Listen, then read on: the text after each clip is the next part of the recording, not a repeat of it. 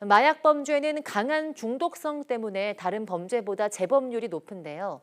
마약 범죄를 줄이고 재범을 막으려면 중독을 치료하고 관리하는 시스템에 더 집중해야 한다는 지적이 나오고 있습니다.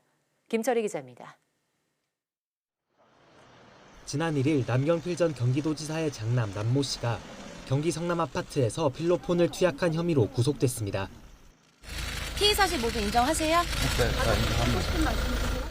남 씨는 불과 닷새 전 같은 혐의로 체포됐다 구속영장이 기각돼 풀려난 상태였고 지난 2018년에도 직접 중국에서 들여온 필로폰을 투약해 징역 3년에 집행유예 4년을 선고받았습니다. 이처럼 한번 마약에 손댄 사람이 다시 마약을 찾는 건 남 씨만의 일이 아닙니다. 중독성이 그만큼 높기 때문인데 실제 마약 범죄의 재범률은 30에서 40%에 이릅니다. 지난 2021년 붙잡힌 마약 재범자 2,300명을 조사해보니 45%는 마약 범죄를 저지르고 1년 안에 또 검거된 거였고 6개월도 안 돼 다시 적발된 경우도 14%에 달했습니다. 그러나 마약 범죄 대응의 초점은 여전히 단속하고 처벌하는 데만 맞춰져 있습니다.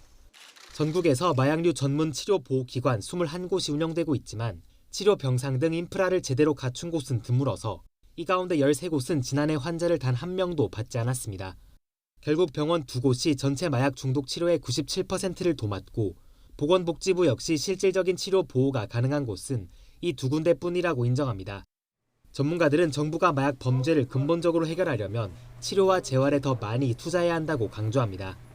치료재활 쪽으로 갈 수 있는 길을 열어줘야 되지 않느냐. 그래야 재범률이 줄고 중국적으로는 마약사범도 주는 하나의 트랙을 국민의 인식이나 각도가 좀 달라져야 치료 재활 예산이 늘고.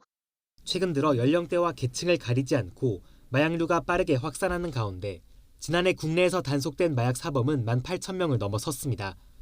하지만 올해 국비로 지원되는 치료보호 예산은 지난해와 같은 4억 원대에 머물러 예산을 획기적으로 늘려야 한다는 지적이 나옵니다. YTN 김철입니다.